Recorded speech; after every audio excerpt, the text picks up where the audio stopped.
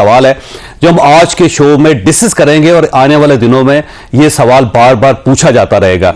यहां election commission की तरफ से भी एक चीज नई सामने आई है, जो इलेक्शन मैनेजमेंट सिस्टम है EMS, उसको एक आरओ साहब ने चैलेंज कर दिया। उन्होंने कहा जी कि ये मशीन चल ही नहीं रही, जिसके ऊपर इलेक्शन कमीशन का ये कहना है कि शायद उन्हें टेक्नोलॉजी का पता ही नहीं है। अब सवाल ये है कि अगर उन्हें टेक्नोलॉजी का नहीं पता तो इसका मतलब है आपने प्रॉपर फिर उनको ट्रेन ही नहीं किया, और अगर आपने ट्रेनिंग उनकी नहीं की तो बाकी सब लोगों का क्या रद्द-ए-अमल होगा, यह भी एक बहुत बड़ा सवाल है। और कहीं ऐसा ना हो कि इससे पहले 5 साल पूरी कौम RTS करती रही और इस इलेक्शन के बाद सब लोग EMS करते रहे। तो ये जो इलेक्शन कमीशन है, क्या उसके स्टेक्स भी इस वक्त स्टेक्स पे लगे हुए हैं या नहीं, ये एक बहुत बड़ा सवाल है जो हम आज के शो में डिस्कस करेंगे।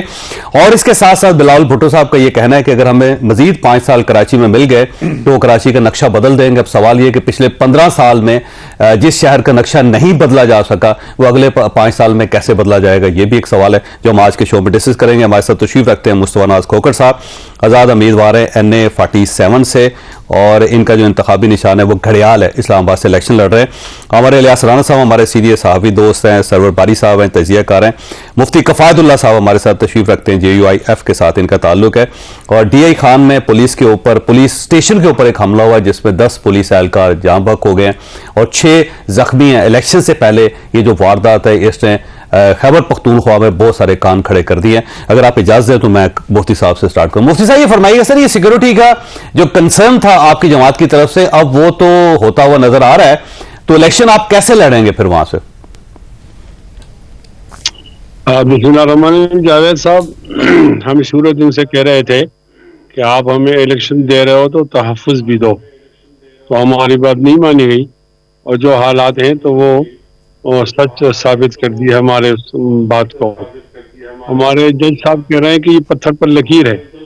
ठीक है, जज साहब का एहतराम तो करते हैं, लेकिन हालात इस स्टेज पे न ले जाया जाए जहाँ पॉइंट ऑफ नो रिटर्न है। हमारी बात नहीं मानी गई तो हमने तो बाइकाट नहीं किया, हम मुकाबले में हैं और डट कर लड़ रहे हैं। अलबत्ता अगर उस वक्त हमारी बात को मान लिया जाता तो बेहतर पोजीशन के अंदर हम आ जाते। लेकिन अब मुफ्ती इशू ये है कि सिर्फ आप ही को कंसर्न क्यों है, बाकी जमातें जो तो इलेक्शन लड़ना चाह रही है, आपका ख्याल ये है कि सिर्फ आपको इलेक्शन से रोका जा रहा है खैबर पख्तूनख्वा में? तो हमारा माहौल जरा अलग है ना, हम मजहबी लोग कहलाते हैं, उलमा कहलाते हैं। हम पर हमारे तबके की तरफ से एक दबाव होता है कि आप जमहूरियत को छोड़ें और जिहाद का रास्ता अपनाएं इस्लामी निज़ाम के लिए।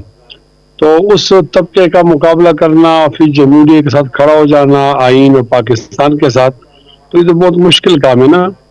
आप बाहर के माहौल वाले इसका इदराक आपको नहीं हो सकता, हमें बहुत बड़ी कुर्बानी भी देनी पड़ी।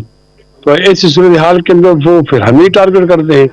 इसलिए अगर आप लोग कहते हैं कि आपकी जद्दोजहद ठीक नहीं है तो इस बात का कोई असर नहीं है, लेकिन जब हम उलमा की तरफ से कहते हैं कि आपकी जद्दोजहद जो बंदूक पड़ी है वो ठीक नहीं है तो इसमें असर पड़ता है, तो हम उस रद्द-ए-अमल के अंदर फंसे हुए हैं। तो इसलिए हमारी पोजीशन पीपल्स पार्टी की तरह नहीं है, NP की तरह नहीं है, हमारी पोजीशन बिल्कुल अलग है। तो हमने कहा कौम को हमारी बात समझो, हमारी बात नहीं समझी, अब किससे गिला किया जाए, तो ठीक है हम इलेक्शन डालें। ठीक, और ये फरमाइएगा कि नताइज आपके एक्सेप्टेबल होंगे या नहीं? ऐसा ना हो कि आप ज्यादा सीटें हासिल ना कर सकें तो आप ये कह दें कि धांधली हुई जी। नहीं, ये हमारा मसला नहीं है। अगर इलेक्शन रियल होते हैं और ठीक होते हैं और धांधली नहीं होती और RTS नहीं बैठता या कोई और चीज नहीं बैठती और जो लोग मुदाखलत करते हैं वो न करें और नतीजा हमारे खिलाफ आए तो हम उसको कबूल नहीं करेंगे। और नतीजा हमारे हक में आए लेकिन वो मशकूक हो और वो साफ न हो तो उसको तो कबूल नहीं करना चाहिए। असल मसला है कि जिन लोगों ने पाकिस्तान की जमहूरियत का बेड़ा तबाह किया है, क्या उन्होंने अपनी आदत को बंद कर दिया है? वो नहीं करेंगे, ये एक मसला है। तो देखते हैं, जब तो कोई बात सामने नहीं आती तो पहले तो कुछ नहीं कहा जा सकता। आपके अपने इलेक्शन की क्या सूरत हाल है? आप मियां नवाज शरीफ साहब के खिलाफ इलेक्शन लड़ रहे हैं मेरा ख्याल, और आपको उम्मीद है कि आप उन्हें हरा देंगे? बहुत आसानी से। मियां साहब की जगह उनके अगर दामाद होते कैप्टन तो हमारी कैंपेन जरा मुश्किल होती। अब मियां साहब की वजह से हमारी कैंपेन आसान हो गई है तो अल्हम्दुलिल्लाह यार ग्राउंड रियलिटी तो ये है कि हम उनसे हर जगह पर आगे हैं। यहाँ 3 सूबाई असेंबली के हल्के हैं। एक का नंबर है 39, वो उगी का इलाका कहलाता है, दरबन, उसके अंदर भी हम आगे हैं। और एक 38 कहलाता है, ये पक्खल तनाउल कहलाता है, इसमें भी हम आगे हैं। और काला डाका तो अल्हम्दुलिल्लाह वो हमारा एक महफूज किला है। तो अब काउंटिंग में और वोटरों में तो हम उनसे आगे हैं, लेकिन ये क्या उस नतीजे को छोड़ दिया जाता है या उसको तब्दील किया जाता है, ये एक सवाल, ये निशान है। तो आप तो इत्तेहादी रहे मियां साहब के, और अगर आपको अभी से रिजर्वेशंस हैं तो फिर आगे मामलात कैसे चलेंगे आपके? इत्तेहाद बनता भी है और टूटता भी है, इसका ताल्लुक तो हुकूमत साजी से है ना। ये जो मरहला है उससे पहले का है। इंतखाबात के अंदर अगर आप इत्तेहाद करेंगे तो एक पार्टी को अपना झंडा और एजेंडा बताने का तो कोई मौका नहीं मिलेगा। लिहाजा हम इंतखाबात लड़ते हैं आज़ाद, और जब हम आज़ाद लड़ते हैं तो उसके बाद हुकूमत साजी का मौका होता है, उसमें इत्तेहाद होता है। मैं आपको इसाक डार साहब का एक जुमला सुनाना चाहता हूँ। जब उनसे कहा गया है कि आप JUI को एडजस्ट करेंगे लाहौर में या पंजाब में, तो उन्होंने एक ऐसा जुमला बताया था कि मौलाना फजल रहमान का मैं एहतराम करते हैं, लेकिन एहतराम अपनी जगह और इंतखाबात अपनी जगह। तो इसी तरह हम शरीफ साहब का एहतराम तो करते हैं, लेकिन एहतराम अपनी जगह और इंतखाब अपनी जगह। ठीक हो गया। मुफ्ती साहब आपका बहुत बहुत शुक्रिया। सरवर बारी साहब आपकी तरफ आना। सर ये फरमाइएगा, जो मौजूदा हालात हैं इसमें आपको ये इलेक्शन फेयर एंड फ्री नजर आ रहे हैं? जहाँ तक इलेक्शन की बात है वो तो बिल्कुल फ्री एंड फेयर नहीं है। अगर कोई कह रहा है फ्री एंड फेयर है तो वो सिर्फ हुकूमती हल्के कह रहे हैं। पाकिस्तान मुस्लिम लीग नहीं कह रही कि फ्री एंड फेयर है। उनका भी कहीं की एतराज़ात या कहीं कहीं उनके बयानात आ जाते हैं। जैसे अभी वोट बाइंग का मसला हुआ है तो उस पर आप बयानबाजी देख लें। जहां तक तारड़ साहब की बात कर रहे हैं, तारड़ साहब और वो कसम लेने के लिए तैयार है जी, वो कहते हैं साबित करें मैं वो तो मैं उस बहस पे नहीं जाना चाहता, लेकिन जो टेक्निकल चीज है वो तो ये है कि बाकी रहेगी पोलिंग की बात। मेरा अपना ख्याल है कि पोलिंग बहुत ऑर्डरली होगी और बहुत मुनज़्ज़म तरीके से की जाएगी, ताकि जितने भी इलेक्शन ऑब्जर्वेशन ग्रुप्स हैं जो बाहर से आए हुए हैं उनको वो कहें कि जी polling was very orderly and well managed, though level playing field was not available to all parties. ठीक है। तो ये चाहते हैं कि हेडलाइंस जो है वो 8 फरवरी को लगे और उसके लिए ये करेंगे। लेकिन आज तक की जो खबरें हैं, मुझे मुल्तान से, फैसलाबाद से खबरें आ रही हैं, बहुत बड़े लेवल पर नौजवानों को जो मोटरसाइकिलिस्ट उनको पकड़ा जा रहा है, उनके शनाख्ती कार्ड पूछे जा रहे हैं और शनाख्ती कार्ड जब्त किए जा रहे हैं। क्योंकि अक्सर हमारे यहाँ जो मोटरसाइकिलिस्ट हैं वो अपने गाड़ियों के कागजात या शनाख्ती कार्ड वगैरह साथ रखते हैं, तो वो तो बच जाते हैं। लेकिन जिनके पास गाड़ियों के, मोटरसाइकिलों के कागजात नहीं होते अक्सर साथ, तो वो पकड़े जाते हैं और उनके शनाख्ती कार्ड जब्त हो रहे हैं। अब वो बहुत सारे वकला के पास जा रहे हैं कि हमारे शनाख्ती कार्ड जल्द मिल जाए ताकि हम वोट डाल सकें। ठीक है। तो बुनियादी मकसद ये है, ये आपका ख्याल है पूरे पाकिस्तान में हो रहा है? ये इस वक्त जो हमारा सर्वे पाकिस्तान में हो रहा है, ये मैं मुल्तान और फैसलाबाद की बात, 2 शहरों में हो रहा है। लेकिन हमने बाकी जगहों पे जो हमारे लोग हैं उनसे रब्ता किया है कि आप भी चेक करें यहाँ पर। आपका ख्याल ये है कि जो भी मोटरसाइकिल चला रहा होगा वो पाकिस्तान तहरीक इंसाफ का होगा? ये उनका ख्याल है, हमारा तो ख्याल नहीं है। हमारा ख्याल नहीं है, लेकिन पाकिस्तान में इस वक्त जितने भी सर्वे हुए हैं वो सब ये शो कर रहे हैं कि जो लोग कह रहे हैं कि जब उनसे पूछा जाता है कि आप वोट डालेंगे, तो वो तकरीबन 80% के लगभग लोग कह रहे हैं कि हम वोट डालेंगे। माजी में भी ये होता रहा है कि लोग ज्यादा कहते हैं कि हम वोट डालेंगे, लेकिन वोट वाले दिन वो कम आते हैं। और मेरा अपना ख्याल है कि जो हमने और बाकी और तंजीमों ने जो सर्वे किए हैं वो वाज़ेह तौर पर बता रहे हैं कि PMLN जो है वो ट्रेलिंग जो है वो कर रहा है PTI। PTI is far ahead of PMLN and people's party. ठीक है। तो अब उस गैप को खत्म करने के लिए बहुत सारे हथकंडे अभी तक इस्तेमाल हो रहे हैं, लेकिन पोलिंग के दिन बज़ाहिर पोलिंग के दौरान नहीं होगा कुछ, लेकिन पोलिंग की गिनती को कैसे चेंज करते हैं, MES सिस्टम को कैसे बिठाते हैं। मुझे भी 3 दिन पहले ये जो सिंध के जो एक RO हैं उनका जो लेटर था वो किसी ने भेजा था मुझे, शहजाद कोट का कंबर शहजाद कोट। तो वो फिर मैंने चेक भी किया कुछ माहिरीन के साथ, तो उन्होंने कहा कि जो बेसिकली RTS और EMS में कोई फर्क नहीं है। और कोई ख़ास फ़र्क नहीं है, सिर्फ ये कि सिस्टम ज़रा एक्सपेंड हो गया, बड़ा हो गया है।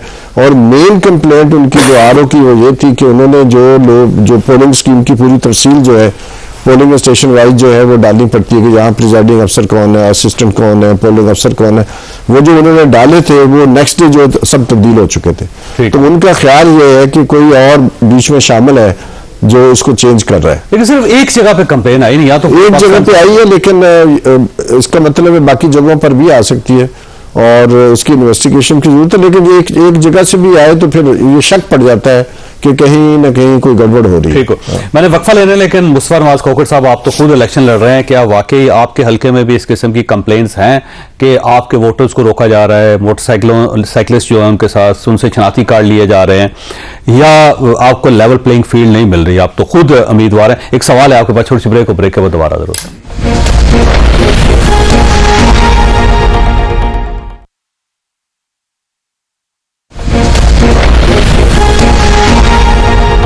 प्रोग्राम में दोबारा खुशामदीद। खोखर साहब, आपको कहीं इश्यूज तो नहीं आ रहा किसी जगह पे, और आप मुतमईन हैं कि वाकई आपके साथ एक फेयर प्ले होगा?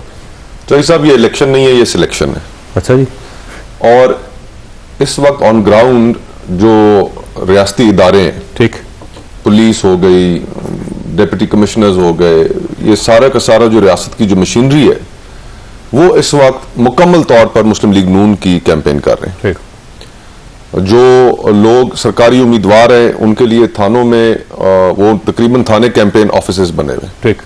लोगों को बुलाया जा रहा है, लोगों को कहा जा रहा है कि इसके लिए वोट करो, उसके लिए वोट ना करो। ठीक। मैंने इसमें पिछले महीने की 29 तारीख को इस्लामाबाद के जो डिप्टी कमिश्नर थे उन्हें जलसे के लिए एक दरखास्त दी, और आज तक उस दरखास्त का फैसला नहीं आ सका। यानी कि जो अगर मुस्लिम लीग नून कोई दरखास्त दे दे जलसे की तो फौरन उनको कोई ना कोई इजाजत भी मिल जाएगी और साथ फैसिलिटेशन भी मिलेगी। उम्मीदवार उनके जो है आगे पुलिस की गाड़ियां, पीछे पुलिस की गाड़ियां, एक वो तासुर क्रिएट कर रहे हैं कि जनाब हम तो साड़ी गल हो गई है, हम तो आ रहे हैं हुकूमत में। आपके हल्के में कौन है आपके खिलाफ नून लीग का? नून लीग के डॉक्टर तारिक साहब हैं। डॉक्टर तारिक साहब। अच्छा, दूसरे हल्के में मैं 2 हल्कों से कंटेस्ट कर रहा हूँ, इस्लामाबाद के दोनों हल्कों से, और दूसरे हल्के में IPP के उम्मीदवार हैं। ठीक। जिनके साथ मुस्लिम लीग नून ने सीट एडजस्टमेंट कर रखी है, और दोनों सरकारी उम्मीदवार हैं। ठीक। तो ये जो प्रॉब्लम ऑन ग्राउंड आ रही है बार तौर हम इसका दोनों जगहों पे आपको दोनों जगह पर एक जगह पर नून है, एक जगह पर इस्तेहकाम है। दोनों सरकारी उम्मीदवार हैं, और सरकारी उम्मीदवारों को जो कैंपेन के अंदर उनके तरक्याती काम भी हो रहे हैं, जो CDA है, दीगर लोकल गवर्नमेंट के इदारे हैं, कहीं पे सड़कें नालियां गलियां बना रहे हैं, कहीं पे सुई गैस के पाइप फेंक रहे हैं। ठीक। तो ये माहौल है, और इस माहौल कर कौन रहा है? ये सब कुछ कर मुस्लिम लीग नून के इमाम पर ये हो रहा है, उनके साथ नहीं, कर कौन रहा है? वो सारी डिस्ट्रिक्ट एडमिनिस्ट्रेशन जो है वो कर रही है। यानी आपका ख्याल है गवर्नमेंट कर रही है? ये डिस्ट्रिक्ट एडमिनिस्ट्रेशन कर रही है। उनको पता है कि इस वक्त सिविल जमात के लिए सारा का सारा, देखें ना, पुलिस अगर कर रही है तो वो सिविल एडमिनिस्ट्रेशन है, अगर डिस्ट्रिक्ट एडमिनिस्ट्रेशन कर रही है तो वो सिविल एडमिनिस्ट्रेशन है। और कर इसलिए रहे हैं कि उन्होंने नून को हुकूमत में लेकर आना है, और नून को हुकूमत में लाने के लिए जो रास्ते साफ किए गए, एक बड़ा पॉलिटिकल प्लेयर जो है, एक जमात, उसको रास्ते से हटा दिया। वैसे आप वक्त से पहले शिकस्त नहीं मान रहे अपने? नहीं, शिकस्त की क्या बात है, हम इलेक्शन भरपूर तरीके से लड़ रहे हैं, इसमें शिकस्त की बात तो नहीं है, लेकिन जो हालात सामने हैं वो हालात बयान करना भी तो जरूरी है। उनके बावजूद हम शिकस्त देंगे इंशाल्लाह ताला, इसके बावजूद इंशाल्लाह ताला। राजा साहब, आप सूरत आपके सामने है, मुफ्ती कफायतुल्लाह साहब को शिकायत है, सरवर बारी साहब का एनालिसिस यही है, मुस्तफा नवाज खोखर साहब उम्मीदवार है, वो लड़ रहे हैं, वो कहते हैं जी ये तो नून लीग की सिलेक्शन है, तो अब कहां पे स्टैंड करेगा इलेक्शन? मुफ्ती कफायत साहब और हमारे भाई मुस्तफा नवाज खोखर साहब दोनों कह रहे हैं कि रुकावटों के बावजूद हम जीत जाएंगे, तो इससे अच्छी क्या बात होगी? मतलब, और जो बिलावल साहब की आपने बात की कि मुझे 5 साल में तुम्हें कराची बदल दूंगा, जो 15 साल में बिगाड़ा है उसे कितना और बिगाड़ेंगे मजीद 5 साल में? मतलब आप 15 साल से हुक्मरान है, आप बात सुना रहे थे उनकी, मजीद कितना तो कराची में पानी कंपेन कर गया सारी। मतलब आपको क्या और चाहिए? आप शहबाज शरीफ से मांगते थे कि हम अब तक कंटेनर से पानी, मेरे घर पे भी, उनके उसमें भी, अगर वहां पे भी बिलावल है उसमें भी पानी वहां से आ रहा है। अब जो बारी साहब ने कही, तो मैंने इसी दौरान चेक किया पंजाब में, मुझे पता तो था लेकिन मैंने पूछा है। देखिए, ये 2 दिन से PTI की तरफ से एक भरपूर कंपेन है कि अपने शनाख्ती कार्ड नौजवान संभालें, आप हमारे वोटर हैं। मैं कोई इनकी बात के ऊपर ये नहीं कह रहा, मैं जो बात बताने लगा हूं वो ये है कि चालान जब होना है तो वो कैश पे होना है। आप पैसे पे करें, आपसे कोई कुछ नहीं रहेगा। आपके पास अगर कोई कागज नहीं है फिर शनाख्ती कार्ड तो फिर शनाख्ती कार्ड लेगा। मतलब ये जो कैंपेन हो रही है ना कि शनाख्ती कार्ड लेके ना निकलो, हमारे यहाँ कितने लोग कार्ड शार्ड लेके जाते हैं, कोई नहीं लेके जाता। अगर आपके पास आपने ट्रैफिक वायलेट की और आप फंस गए हैं, क्योंकि मोटरसाइकिल का एक बनाया गई है कहानी, जिसपे बारी साहब ने कहा कि मुल्तान और फैसलाबाद, मैंने तो फौरन पंजाब से इसीलिए चेक किया कि वहां अगर ये होता ना कि जी सिर्फ आपका चलान होगा, फिर ये बात बिल्कुल दुरुस्त हो जाती, चाहे गलत होने के बावजूद। लेकिन देखिए ना सर, ये एक कंप्लेन है, जब कंप्लेन है तो मेरा ख्याल इलेक्शन कमीशन को नहीं, वो हो जाएगी। जो बात ओवरऑल इलेक्शन पे हो रही है ना जी, देखिए मैं 1.5 महीने से ये बात कह रहा हूं, पीटीआई तो नहीं है, ठीक है। 13 नवंबर को मैंने कहा था इनका बल्ला चला जाएगा, जा सकता है, वो चला भी गया। अब आप देखें पीटीआई के खिलाफ सारे एक्शन हो रहे हैं। अब जो इलेक्शन लड़ने दिया जा रहा है ना, वो कौन है? वो नून है, ठीक, वो पीपल्स पार्टी है, वो एमक्यूएम है, वो जेयूआई है, वो पीडीएम की तमाम जमातें हैं उसमें, और आजाद उम्मीदवार। एक मिनट, ये जितने हैं, वो एमक्यूएम हो जाए, वो पार्लियामेंटेरियन हो जाए, वो आईपीपी हो जाए, और आजाद उम्मीदवार, किसी के मतलब मेरी जो इतला है ये नहीं होगा कि जी आपके बैलेट पेपर्स उठा के दूसरे में डाल देंगे या आपको ठप्पे दिए जाएंगे, ये काम नहीं होगा। जो बारी साहब कह रहे हैं कि जी वो बज़ाहिर दिखाया जाएगा, वो ऐसा ही होगा। रिजल्ट भी जिस रिजल्ट सिस्टम पे बात हो रही है, एक्चुअली जो इलेक्शन मैनेजमेंट पिछली दफा ये होता था कि एक उसको स्टेशन वही कह देते हैं ना कि आपके कंप्यूटर पहले लगता था एक, इस दफा सूबाई असेंबली में 3 एक हल्के में और कौमी असेंबली में 4 लख रहे हैं, वो रिजल्ट वहीं बनेगा। देखें ना, फॉर्म 45 लाएंगे, 32 तो रीजनल मॉनिटरिंग कंट्रोल सिस्टम। नहीं देखें सर, जो पोलिंग स्टेशन से रिजल्ट आना है वो फॉर्म 45 सबको मौके पे मिलना है, उसके बाद उसने टेबुलेट होना है और सारे का सारा वहीं पे रिजल्ट दिया जाएगा। ये नहीं होगा कि इस्लामाबाद से या किसी सूबे से जाके इलेक्शन अनाउंस। तो आपका ख्याल है धांधली के इम्कानात नहीं है? मैं कह रहा हूं ये पहले हो गई है। जो कुछ मैनेजमेंट है ना, मैं मतलब इसमें है कौन? तो आप इत्तेफाक करते हैं? नहीं, मैं कह रहा हूँ जो हो रहा है उसको मैं कह दूं कि जी नहीं हो रहा। ये 9 मई वाले किस्से के बाद पीटीआई के साथ सीधा सीधा हो रहा है। Thank you. मतलब उसमें कोई बात ही नहीं है कि मैं अब यहाँ पे आगे किसी की सफाई नहीं देने लगा, मैं वो बात कह रहा हूँ जो है। और मेरा ख्याल है पाकिस्तान तहरीक इंसाफ ने अपने साथ खुद किया, अगर ये बात करते कंसीड कर ली ये बात, जब उन्होंने इंट्रा पार्टी इलेक्शन खत्म किया और रऊफ हसन साहब ने कहा कि हमारा ख्याल था कि हम इलेक्शन करा के मखसूस नशिस्तें ले जाएंगे। ये जो इनके वकील चूरन बेच रहे हैं, जिन्होंने खान साहब को सजाएं कराई, वहां जज साहब रोते थे, ओ भाई साहब अपने वकील लाओ। अच्छा, ये वकील लाते, लंबा खेलते तो केस चलता। उन सब ने अपने अपने इलेक्शन के टिकट लिए और चले गए। वो उनकी हमशीरा ने भी कहा कि बल्कि एक जो वकील गए ना जी उनके पास, जज साहब के पास, उन्होंने कहा जी देखिए हमने इलेक्शन भी लड़ने होते हैं, आप रोज ही बुला लेते हैं। तो उन्होंने कहा भाई इलेक्शन लड़ रहे हैं शाह महमूद कुरैशी और इमरान खान के कंधे पे, उसको तो बचा लो पहले।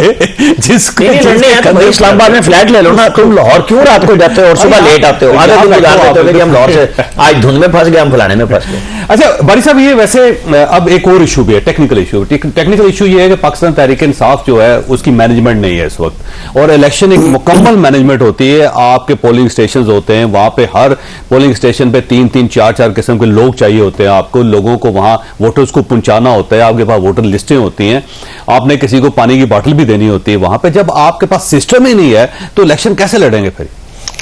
देखिए, इस वक्त की जो इतलात है, मेरी अपनी ज़ाती इतला नहीं है, डॉन अखबार के पिछले 3 दिन के जो फीचर्स आ रहे हैं इलेक्शन के बारे में, सेंट्रल पंजाब, लाहौर, नारोवाल, सियालकोट, फैसलाबाद, जलांवाला, और इसके अलावा जो सर्वे आ रहे हैं वो सब ये कह रहे हैं कि इसके बावजूद कि पीटीआई के कैंडिडेट नज़र नहीं आ रहे, उनके खंबे भी नज़र नहीं आ रहे, उनके बैनर भी नज़र नहीं आ रहे, उनकी कैंपेन भी नज़र नहीं आ रही, उनके पास कोई सिंबल भी नहीं है, ये भी ढूंढना पड़ता है। लेकिन मैं आपको बताऊं, अभी हमने जो आज सर्वे रिलीज किया है, आपको भी मैं भेज सकता हूँ, उसमें 90% लोगों ने कहा है कि हमें पता है कि पीटीआई के कैंडिडेट का सिंबल कौन सा है। तो इससे मैं नतीजा ये निकालता हूँ कि उनकी लगता है कि जो उनकी कैंपेन है, इन तमाम पाबंदियों के बावजूद उनकी कैंपेन है, और जो सर्वे रिजल्ट्स आ रहे हैं उसमें पीटीआई बाकी पार्टियों के कंबाइंड वोट बैंक से आगे है। 50%, हमने 122 हल्कों में सर्वे किया है पिछले 2 दिनों में, और वहां से जो नतीजे आ रहे हैं 50%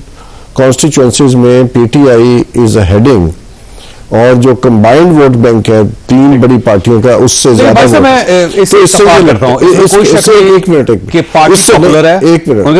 इससे हम ये नतीजा निकाल सकते हैं कि एक तो ये कि जो ह्यूमन सोसाइटी है वो रियासती मशीनरी और जो बाकी चीजें उससे ज्यादा उसमें कॉमन सेंस होती है, उनके अंदर विगर होती है, एक जज्बा होता है। और ख़ास तौर पर जो राणा साहब भी फरमा रहे थे कि जो कुछ हुआ है वो तो हो चुका है, तो मैं समझता हूँ कि इसकी वजह से एक गुस्सा और एक नाराज़गी भी है, और उसको चैनलाइज कर रहे हैं। और उसकी वजह से जो सारे सर्वे बता रहे हैं, डॉन भी बता रहे हैं, बाकी अखबार भी कह रहे हैं, तो ये साफ जाहिर है कि पार्टी कोई मुनज़्ज़म तरीके से सोशल मीडिया के जरिए कोई कैंपेन कर रही है। अच्छा, इसमें कोई शक नहीं, देखे टेक्निकल पार्टी साउंड है इस वक्त, सोशल मीडिया या मीडिया कोई पार्टी इस्तेमाल कर रही है या टेक्नोलॉजी इस्तेमाल कर रही है, वो पाकिस्तान तहरीक इंसाफ, ये बात ठीक है। पाकिस्तान तहरीक इंसाफ से पॉपुलर भी है, इसमें कोई शक नहीं।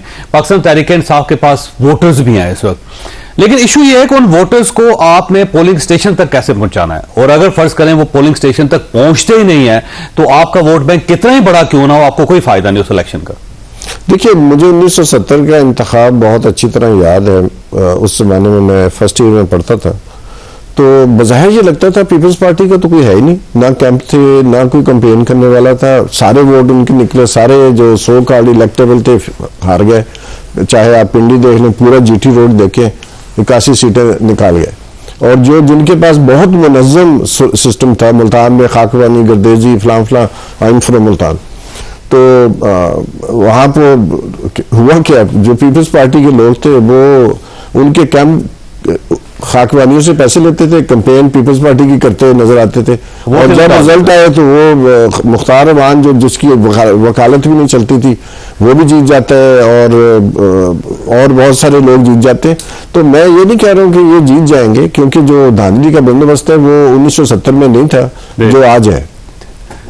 अच्छा, मैंने ब्रेक लेनी है। मुस्तफा साहब, आपके पास एक सवाल छोड़ के जा रहा हूं कि ये फरमाइएगा, इलेक्शन के दिन की जो एक एक्टिविटी होती है वो भी बड़ी सेंसिटिव होती है। आप तो पूरी जिंदगी इलेक्शन लड़ते रहे हैं, बल्कि खानदानी तौर पर इलेक्शन लड़ते रहे हैं, तो क्या पाकिस्तान तहरीक इंसाफ के पास उतनी वर्क फोर्स है, इतने टेक्निकल सपोर्ट है कि वो वोटर्स को वहां तक पहुंचा सके? और आपका तजर्बा, इससे भी हम मदद लेना चाहते हैं कि आपने कितने बंदे डिप्यूट किए हैं हर पोलिंग स्टेशन पर, और कितने बंदे आपको चाहिए इस इलेक्शन को विन करने के लिए या इस इलेक्शन को खेलने के लिए? छोटी सी ब्रेक, और ब्रेक के बाद दोबारा जरूरत।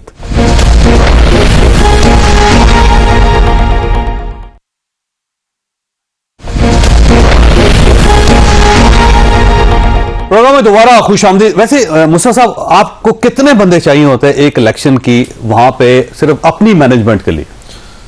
तो इस सब 250 से 300 पोलिंग स्टेशन तो एक हल्के में है ही है। ठीक है, वो वेरी करता है नंबर। ठीक, अब 250 लगा लेते हैं। जी हाँ, इन टोटलिटी। तो आपको ये पोलिंग एजेंट्स चाहिए, वहां पर आपको पोलिंग कैंप्स चाहिए, कैंप चाहिए, फिर उसके बाद अंदर अगर 2 से 3 बूथ या 4 बूथ जो है उसके लिए भी आपको पोलिंग एजेंट चाहिए।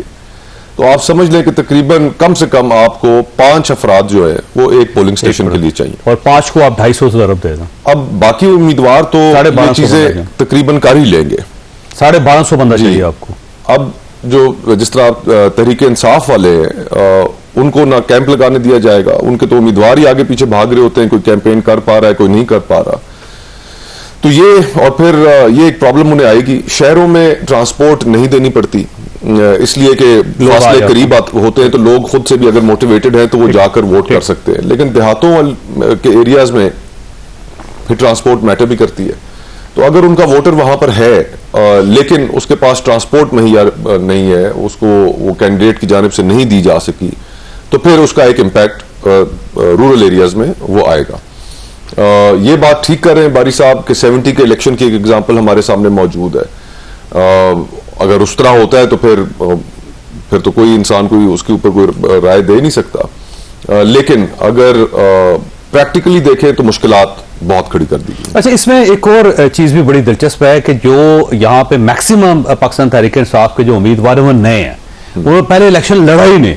तो जो आदमी जिसको तजर्बा ही नहीं है, जिससे ये नहीं पता कि मुझे 1250 बंदे चाहिए अपने तमाम पोलिंग स्टेशन पे खड़े करने के लिए, और उसके पास टाइम भी कम था, और दूसरा ये है कि वो मुकदमे भी लड़ता रहा, इस साइड पे मुकदमा, उस साइड पे कैंपेन, तो उसके लिए कितना मुश्किल होगा ये? तो साहब, जो कैंडिडेट जो इस प्रोसेस से गुजरे होते हैं ना, उनको इन सारी चीजों का सिस्टम का पता होता है। दूसरा, जो इनग्रेस होती है पब्लिक के अंदर और स्पेशली रूरल एरियाज के अंदर, जो धड़ों की सियासत है, अब उसके अंदर जिस तरह आपने एक वकील को टिकट दे दिया किसी जगह से, तो स्पेशली जो देहाती आबादी है वो ये सोचती है कि यार कि हमने कल कोई हमारे साथ कोई प्रॉब्लम हो जाए, हमने जाना किसके दरवाजे ये तो पे? इस्लामाबाद होगा। तो वो लोगों के लिए कंसर्न है, रूरल एरियाज में कंसर्न ये होती है। और फिर अगर आज हम इसके साथ चले, कल को ये हमारा तहफ़्फ़ुज़ ना कर सके, हमारे ऊपर बैकलैश आए, इसका तो डेरा ही नहीं है, इसका तो डेरा ही नहीं है, तो वो फिर लोगों को एक एप्रीहेंशन है। तो मैं रूरल एरियाज के अंदर एक इम्पैक्ट देख रहा हूं इस चीज का। जहां तक शहरी हल्के हैं, वहां पे अगर मोटिवेशन हुई लोगों की बाहर निकल के कि उन्होंने हाँ वोट करना है, तो फिर उनको तो कोई रोक नहीं सकता। अच्छा राजा साहब, एक जो आजाद उम्मीदवार हैं उनके ऊपर अभी से सवाल उठने शुरू हो गए हैं कि एक आजाद उम्मीदवार है, पाकिस्तान तहरीक इंसाफ की हमायत हासिल है उसे, और उसने हल्का जीत भी लिया, लेकिन उसके बाद उसके पास दो ऑप्शंस होंगे। एक ऑप्शन तो यह है कि वो ऐसी पार्टी में चला जाए जो इख्तियार में आ रही, उसको ये फायदा होगा कि उसकी प्रॉपर्टी बचेगी, उसकी जान बचेगी, और हल्के में वो कुछ ना कुछ काम करवा लेगा।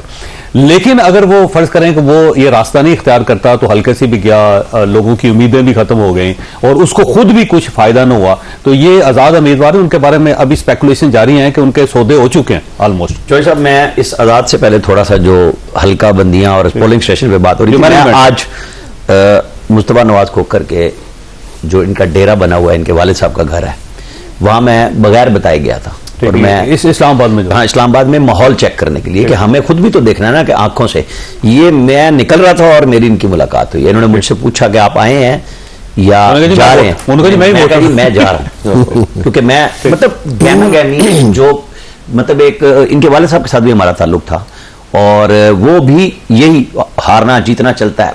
आज फलक जावेद का आपने ट्वीट देखा, जिनके लिए आसमान उठाया हुआ है कि जी ये मोटिवेट है, उनको पोलिंग स्टेशन के लिए ट्वीट करना पड़ा कि जो वॉलंटियर हैं हमें दे दें। ऐसे नहीं होता। लाइन में लग के हैट लगा के बाबे स्टिक पकड़ के इस्लामाबाद, कराची, लाहौर, पॉश एरिया से नई नई गाड़ियां लेके वो वोट डालने पीटीआई के लिए 13 में भी आए, बीच में गायब हो गए, 18 में भी आए, बीच में सारे गायब हो गए कि सब दोबारा उम्मीदें टूट गई थी, आज फिर हैं।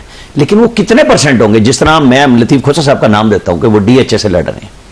लतीफ खोसा साहब अपने तमाम, मैं मतलब चूंकि मुझे पता क्लाइंट के बगैर ना, वकील कहते हैं ना, मुफ्त का भी नहीं करना चाहिए। सीधी सीधी सी बात है, ये एक प्रोफेशनल बात है। मुफ्त वाले वकील थे ना इमरान खान साहब को सारे पैसे लेकर हो गए, उनकी बहन ने भी अच्छा पैसे दे। तो ये आम आदमी को भी ये बात पता होती है, क्योंकि वो वकील के साथ डील कर रहा होता है। उनका मुंशी नहीं काबू आता, बड़ा वकील तो बहुत दूर की बात है, नॉर्मल भी नहीं होता।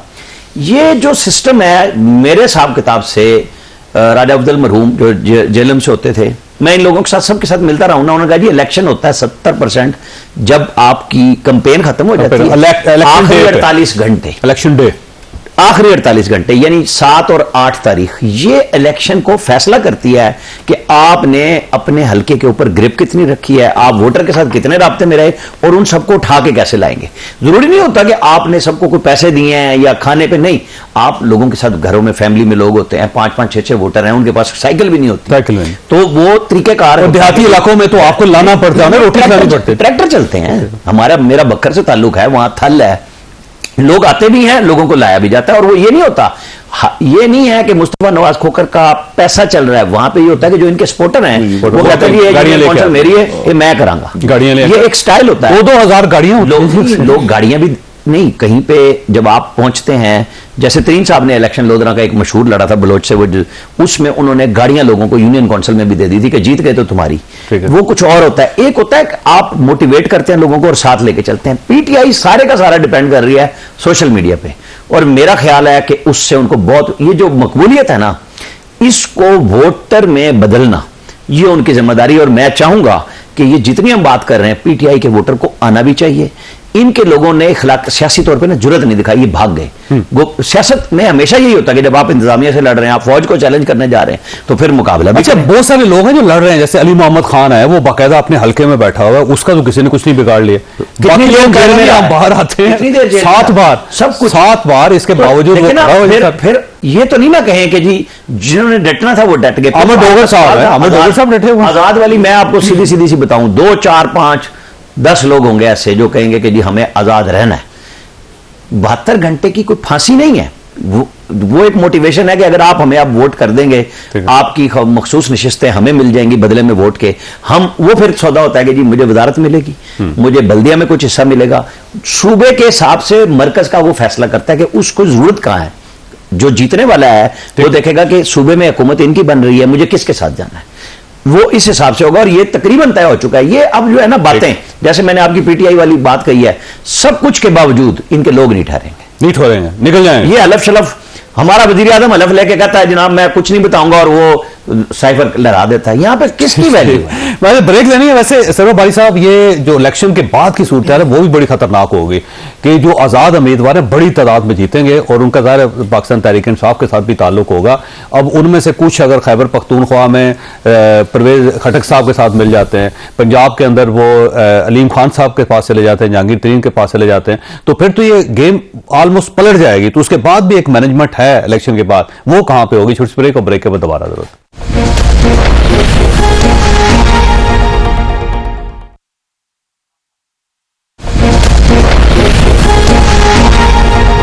प्रोग्राम में दोबारा खुशामदीद। बारी साहब, ये सूरत जो उसके बाद भी है, अभी आजाद उम्मीदवार, पहला इलेक्शन होगा जिसमें थोक के हिसाब से आजाद उम्मीदवार होंगे और उन्होंने पाकिस्तान तहरीक इंसाफ से थपकी लेके उन्होंने इलेक्शन लड़ा होगा और हल्फ भी दिया होगा कि जी मैं पार्टी ही बदलूंगा। लेकिन अभी से यकीन आ रहा है हम सबको कि 90% बदल जाएंगे पार्टी।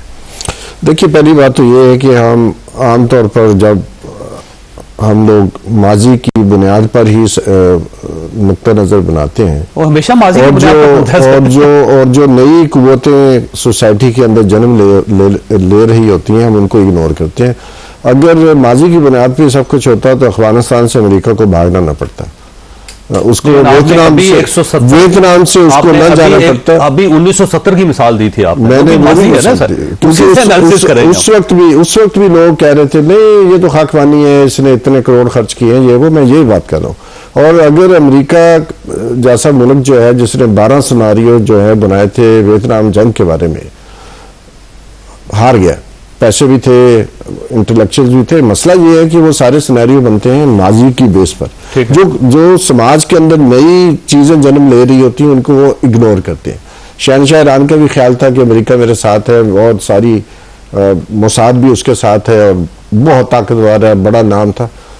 उसको पता नहीं था कि 6 माह के बाद वो चला जाएगा। तो वो मैं समझता हूँ कि ये सोसाइटी को इतना नैरोली हम नहीं देख सकते। नई कुव्वतें, नई मिडिल क्लास ने जन्म लिया है। अभी तक पाकिस्तान के अंदर उसके ऊपर ज्यादा रिसर्च नहीं हुई। दूसरी बात है कि हम जंगों की मिसालें इलेक्शन की मिसाल मैंने दी है 70 की। नहीं, देखिए दूसरी बात ये है कि ये जो नई चीजें हैं बहुत सारी दुनिया में भी हो रही है। ट्रंप आ गया, कहां से आ गया? इलेक्शन की बात है, इलेक्शन से आया। अभी वाइल्डर जो है हॉलैंड में जीत के आ गया, कहां से आ गया? कोई नहीं कह रहा था कि ये लोग जीतेंगे, लेकिन अब वो जीत रहे हैं। तो मेरा पॉइंट ये है कि ये जो नई जो क्लास फॉर्मेशन हो रही होती है, जो नई सोच आ रही होती है, आपका ख्याल है रिजल्ट सबको हैरान कर देंगे? नहीं, वो तो आप भी कह रहे हैं। मैं तो ये नहीं कह रहा हूँ 90% आएंगे। मैं तो ये कह रहा हूँ कि जो आजाद उम्मीदवार पीटीआई के साथ हैं उनकी मेजोरिटी है। मैं ये नहीं कह रहा हूँ वो जीतेंगे, ठीक, तो ज्यादा वोटर्स उनके साथ है। दूसरी बात जो बहुत जरूरी है, क्या जरूरी है कि ये अमन रहेगा उसके बाद? We have to also analyse कि इलेक्शंस के अंदर और नतायज अगर चेंज होते हैं तो क्या लोग वो नतायज को बर्दाश्त करेंगे या वो खड़े हो जाएंगे और एजिटेट करेंगे, जैसे 1977 में पीएनए के लोग खड़े हो गए थे धांधली के खिलाफ। तो मेरा ख्याल हमें वो भी डिस्कस करना चाहिए कि क्या बार खड़े हो जाएंगे। ये सवाल भी हो सकता। अच्छा खोखर साहब, ये फरमाइए, आजाद उम्मीदवार डेंट डालेंगे सारे सिस्टम में और क्या ये कोई डेस्टिनी तय करेंगे पाकिस्तान के? तो साहब, पहली चीज तो ये है कि इस चीज को जरूर एनालाइज करें कि हम ये क्यों कह रहे हैं कि आजाद उम्मीदवार ज्यादा तादाद में जीतेंगे। मैं खुद एक आजाद उम्मीदवार हूं। मैं जो चीज महसूस कर रहा हूं ऑन ग्राउंड वो ये है कि लोगों के अंदर जो मेन स्ट्रीम पॉलिटिकल पार्टीज हैं और जनरली एक सियासत से बेजारी का भी बहुत बड़ा एलिमेंट है। लोग आज ये समझते हैं कि उनके जो मसाइल हैं, सियासी जमातें और उनके कायदीन उनसे लाताल्लुक हो चुके हैं। मिसाल के तौर पर अभी ये वर्ल्ड बैंक की जो रिपोर्ट आई है कि 9 करोड़ पाकिस्तानी इस वक्त सतह गुर्बत से नीचे जिंदगी गुजारने पर मजबूर है। 2 करोड़ 80 लाख बच्चा स्कूल से बाहर है। 25 लाख नौजवान बच्चे और बच्चियां हर साल जॉब मार्केट में ऐड हो रहे हैं, लेकिन आगे रोजगार नहीं है। तो आज एक आम पाकिस्तानी तो ये सवाल करने पे मजबूर है ना कि उसकी जिंदगी के मायने क्या है, पाकिस्तान का शहरी होने का मतलब क्या है। तो एक सियासत से बेजारी भी और सियासी जमातों से ये एक बहुत बड़े। वैसे अगर आप जीत गए तो किसी पार्टी को ज्वाइन नहीं करें? मैं कैटेगोरिकली मैं इसी आजाद इसीलिए कंटेस्ट कर रहा हूं, मुझे जमातों की तरफ से ऑफर्स भी थी कि उनके पांव की जंजीरें पहन के सियासत नहीं करनी, कंधों पर उनका बोझ नहीं उठाना। तो और अगर जीत गया तो कोई जमात नहीं ज्वाइन करूंगा, इंडिपेंडेंटली उस हाउस के अंदर आपके बैठूंगा। हल्के को फायदा फिर क्या होगा आपके? आप हर मौके पर देखिए, जो कानून साजी पाकिस्तान के फायदे में होगी, कानून साजी पर ठीक, तो उसके अंदर तो मुझे किसी को कहने की जरूरत भी नहीं पड़ेगी। लेकिन जो कानून साजी पाकिस्तान के, अब देखिए आगे मार्च के अंदर आपकी आईएमएफ की फैसिलिटी एक्सपायर हो रही है, नया आईएमएफ प्रोग्राम आपने साइन करना है, 21 मार्च, बैक ब्रेकिंग कंडीशंस इंपोज की जाएंगी 9 मार्च को लोगों के ऊपर। ठीक, अब वहां पर अगर ऑपोजिशन ही नहीं होगी, कोई ये बात करने वाला ही नहीं होगा कि जनाब इस मुल्क के लोगों का भी ख्याल करें, उनकी भी जिंदगियां हैं, 25 करोड़ लोग हैं, तो ये जब आप जमातों में शामिल हो जाए तब तो नहीं कर सकते। राना साहब, ये फाइनल सवाल आपसे कि आजाद उम्मीदवार क्या करेंगे? बस मैंने तो आपको बताया जी, देखें यहाँ पे करैक्टर जो है ना बहुत थोड़े लोगों का होता है, सीधी सी बात है। क्या इमरान खान किसी करैक्टर पे, अलीम खान और जहांगीर तरीन के जहाज़ों पे आज़ाद उम्मीदवारों को जब लाए थे, पंजाब में नून जीती थी और मरकज में भी इनके पास अक्सरियत नहीं थी, तो किया था ना।